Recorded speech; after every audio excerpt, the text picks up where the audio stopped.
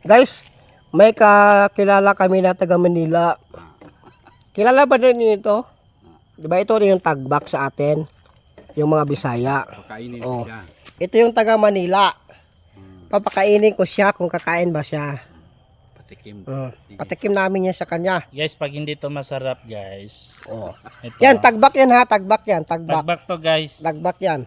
Ay, hindi to masarap, sabi niya masarap daw eh. Masarap. Kainin mo Pero, yan. pag kinain ko to hindi masarap, magsaluhan kami ng kandila nito. Uy, wag ganun.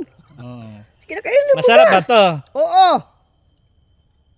May saluhan tayo ng kandila. Hindi, pwede yung kadik-kadikilila Di dyan. masarap, di ba? Pero Masarap guys, yan. Pero guys, ito ha.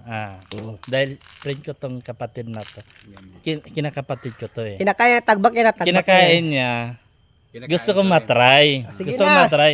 Gusto kong kung ano yung pagkain nila dito sa sa Makilala. Gusto ko i-try talaga kasi nainggit din ako na bakit sa Manila walang ganito. Para maranasan mo niya. Maranasan ko yung yung food ng Makilala na pinagmamayabang nila. Pero sige, subukan ko to, ha? Kung gusto niyo matry, punta din kayo dito sa Makilala. Masarap nga yan. Maasim-asim yan. Daming buto. Oo, buto yan lahat.